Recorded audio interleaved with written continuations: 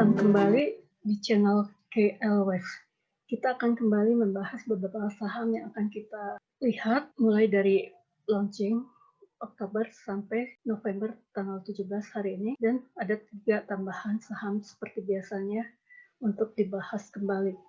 Umumnya pola-pola yang kita bahas adalah mirip seperti pola pada indeks IHSG, tapi ada beberapa yang berbeda, namun tidak mengurangi esensial dari elite wave theory yang kita bahas ini.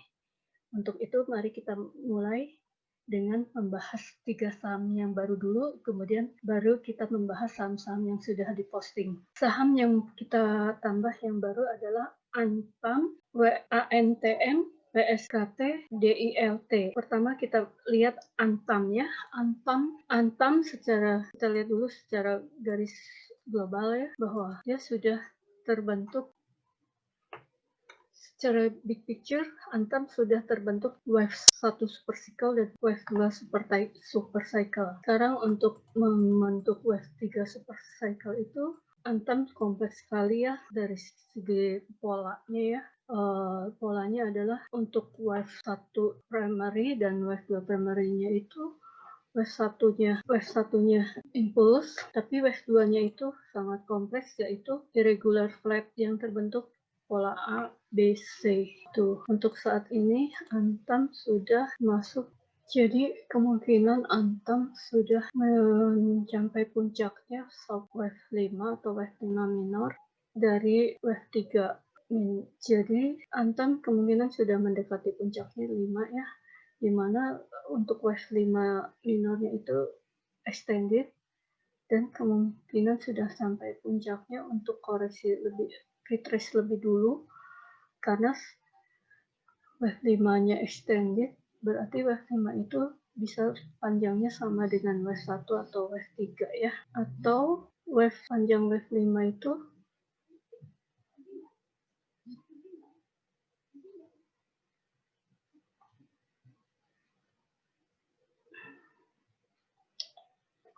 udah begitu.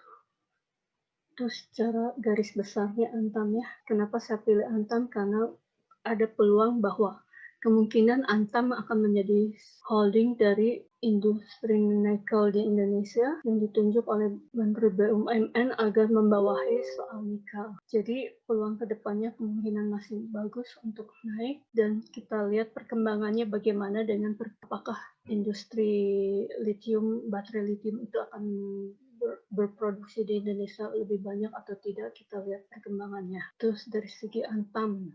Kemudian saham berikutnya yaitu WSKT. WSKT ini sudah, kalau dari big picture-nya, dia wave 1, 2, 3, 4, 5 cycle dan sudah 2, dan terbentuklah 1 super cycle dan 2 super cycle sudah terbentuk di 400-an. Nah, sekarang Antam sedang menjalani wave 3 primary, di mana wave 3 primary kalau dari targetnya dari hitung Fibo-nya yaitu di antara 1230 ke 1260. Jadi sekitar situ ya, di sini ada supply zone. Jadi itulah WSKT untuk bulan November sampai tanggal 17, walaupun ada ini candle-nya hammer tapi tidak terbentuk terlalu jelas ya, masih ada peluang naik selama masih di atas EMA 200 dan target dari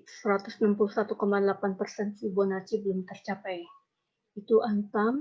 Kemudian kita lihat saham berikutnya DILT. Ini DILT ada permintaan dari teman bagaimana kondisi DILT saat ini tanggal 17 November, dan ternyata DILT pun umumnya sudah terbentuk sama seperti saham-saham lain, yaitu wave 1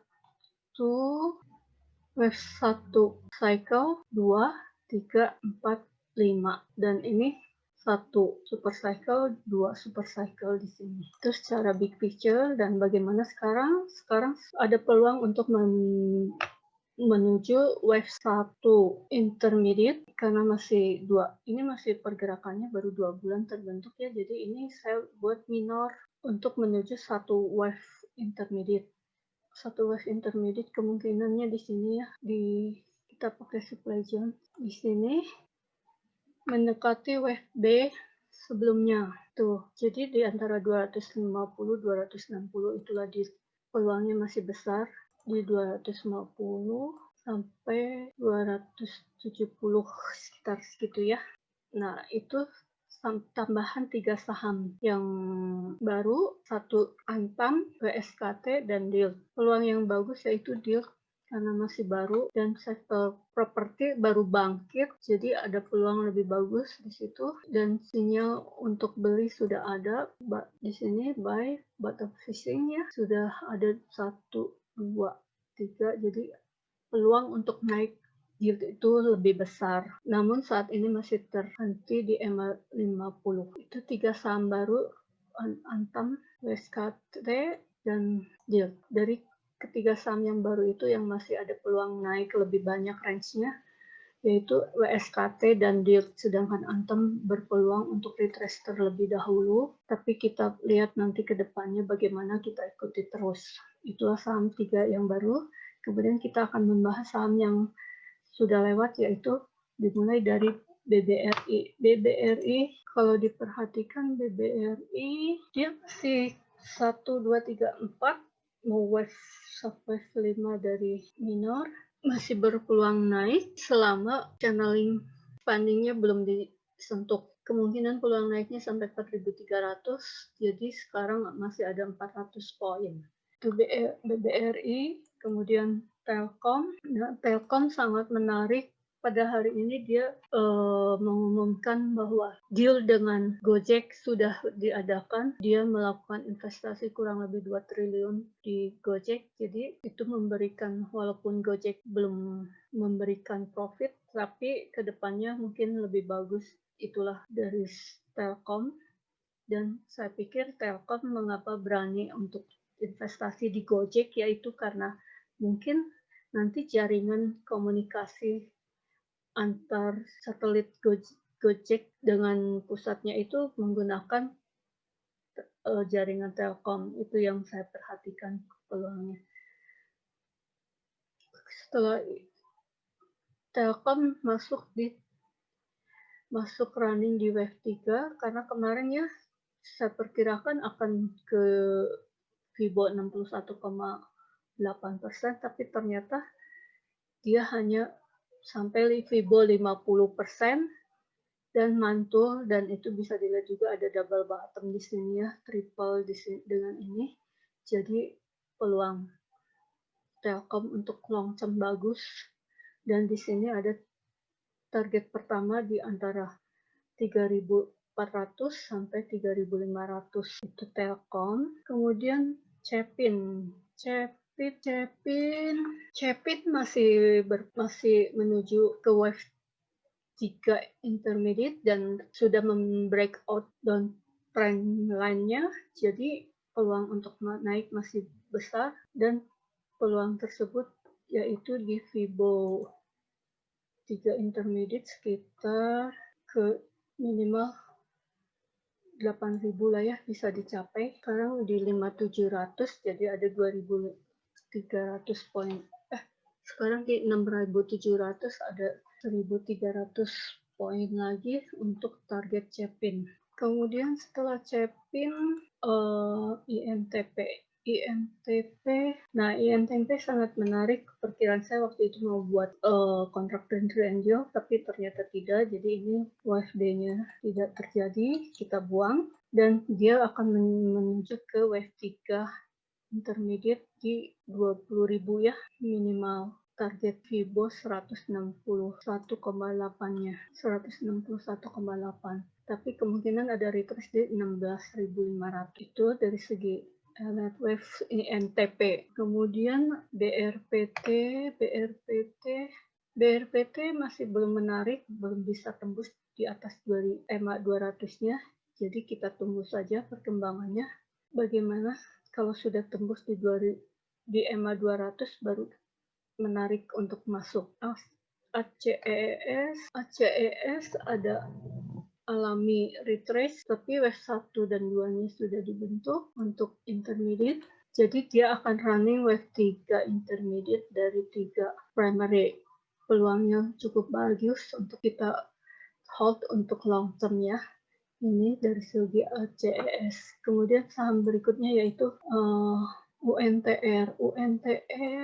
UNTR masih peluang turun masih ada karena dia belum masuk di Fibo, minimal Fibo 50 atau Fibo 61,8. Jadi belum menarik untuk masuk UNTR, masih turun. Kemudian main pun belum mampu untuk menembus EMA 200. Jadi masih, kalau dari segi long term-nya masih bearish, tapi dia sudah mulai memasuki running wave 3 primary untuk long term di sekitar 970-980. Itu main. Kemudian saham berikutnya Adro.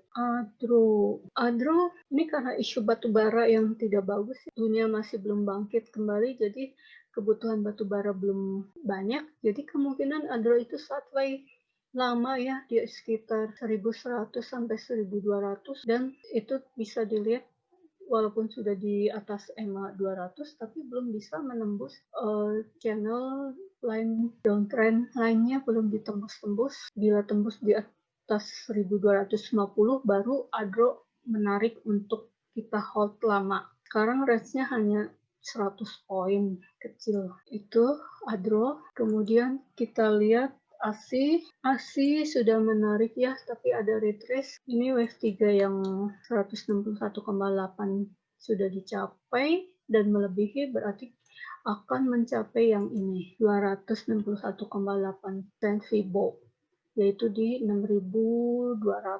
Itu dari segi ASI untuk perkembangan Elliott Wave-nya. Kemudian saham berikutnya setelah ASII yaitu BBKP, Bank BBKP. Ini BBKP dia masih sideways di sini di 2.600, masih sideways di 260 dan 275. Ini adalah supply zone. Kalau dia sanggup melewati ini, maka running wave 3 minor, tapi kalau tidak ya kembali lagi mendekati 240, artinya dia akan sideways flat. Begitu secara garis besarnya BBKP, belum ada power naik kembali. Kemudian BBTN sama ya, mirip bank lain, polanya expanding. Jadi dia masih akan menuju 1950, sekarang 1650. Kita tunggu di sini. Kalau lihat dari 1800 1950 lah ya, sekitar situ. Kita tunggu BBTN targetnya ke sana. Itu dari segi BBTN. Kemudian LSIP. Nah, LSIP mau masuk, mau menuju target dari 3 minor, sedikit lagi 70 poin lagi ya kalau di sini dari Fibonya, walaupun poinnya kecil tapi ada peluang naik di situ. Itu dari segi LSIP. Untuk melihat big picture sebelumnya bisa dilihat di edisi-edisi tayangan YouTube sebelumnya ya, mulai dari 5 Oktober sampai sekarang itu berseri, jadi akan terus melihat perkembangan bagaimana saham itu dari segi Elliott Wave. Kemudian SCMA seperti yang sudah saya perkirakan, dia mulai jenuh, sudah mendekati wave 5-nya primary, jadi akan ada retrace korektif, dan kita lihat dulu sampai di mana dia mencapai puncaknya, atau apakah dia akan tembus di bawah 1470 atau tidak. Kita lihat perkembangan berikutnya. Kemudian setelah LSIP, SCMA media sini pun sudah mendekati wave 5 primary. Jadi peluang untuk dinaiknya sudah terbatas. Kita tunggu saja dia menurun dulu. LC, SCMA, kemudian BMRI. BMRI dia sedang running ke wave 3 minor di 1.700, di 600, di 6.900 targetnya ya, 6.900 sampai 6.950 atau 7.000 itu target minor dari BMRI. Masih ada peluang, di sini ada sideways dulu, tapi masih di atas garis channeling saham BMR ini. Kemudian saham agro. Agro tidak kita bahas. Sekarang Inco. Inco ternyata sudah mendekati wave 5 juga dari primary, dan ini ada tail 1, 2 baik candle. Jadi berarti di sini dia tidak kuat untuk menembus. Jadi kita tunggu retrace aja dulu sampai kita lihat puncaknya di mana berhenti, dan sampai garis downtrend di ini minornya yang terdekat kita tunggu sampai di breakout. Kemudian setelah Inco, ICBP.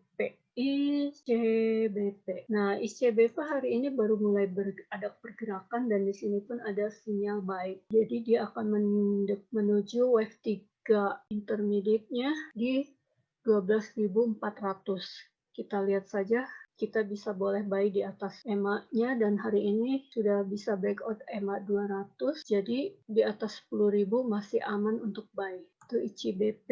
Kemudian Akra masih sideways juga, tapi sudah bisa berhasil di atas EMA 200 dan berpeluang ke 3.100 atau 3.400 untuk wave 3 intermediate-nya. Jadi untuk entry point-nya di atas 2.000, di atas EMA 200 bagus. Kemudian saham Harum.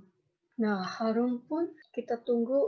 Kalau dilihat dari perkembangan wave-nya, dia impulse expanding di wave 5 minor, wave 5 intermediate. Jadi kita lihat sampai berapa dia mencapai puncaknya. Kalau expanded wave 5 itu berarti minimal wave 1, panjang wave 1 ditambah wave 1 kali 61,8%, itu yang minimalnya ya. Jadi dapat dihitung berapa poinnya. Saya kebetulan belum hitung, nanti untuk minggu pertemuan berikutnya saya akan hitung target wave-nya. Kemudian LPCK ini masih ada peluang untuk naik ke wave 5 primary. Jadi dia saat ini sideways membentuk wave flat korektifnya 1, 2, 3, 4 dan menuju ke 5-nya di 1200-1250. Kemudian terakhir, biasanya indeks IHSG lebih dulu ya, tapi sekarang IHSG yang terakhir. Nah, ini pusing ya, maaf kalau lihat gambarnya pusing, tapi inilah garis-garis penting yang saya buat untuk support dan resistance atau supply dan demand zone juga. Di sini saat ini IHSG ada dalam kondisi mendekati puncak dari wave 1 minor. Jadi, apakah dia akan bisa tembus channeling dari leading diagonal yang sebelumnya atau tidak? Jadi, kita perhatikan di sini sudah mentok ya di high hari ini 562, kemudian turun dengan ditutup 529. Jadi inilah titik kritisnya. Kalau memang masih naik, bisa dengan syarat dia bisa menembus 5.600. Tapi kalau tidak, dia akan retrace lebih dulu ke 5.200 lagi. Itu kira-kira ya. Jadi inilah semua saham-saham yang sudah dibahas. Semuanya sudah dibahas sebanyak 20 saham, dan umumnya memang bulan Maret 2020 itu sebagai bottom untuk mulai counting dari wave 1, baik ada yang intermediate, minor, atau primary. Jadi dari situlah kita bisa perkembangan saham dari elite wave perspektif. Semoga channel ini bermanfaat untuk semua yang mengikutinya, dan ini masih panjang. Semoga saya tidak lelah dan yang melihat pun tidak lelah untuk mengikutinya. Kalau saya sih tidak lelah mengcounting, karena saya sendiri sudah pernah melakukan riset selama 4 tahun ya untuk memperdalam elite wave. Demikian saham-saham yang kita bahas pada minggu ke-3 November. Kita ketemu lagi minggu ke-4 November. Salam cuan. Selamat bertemu kembali.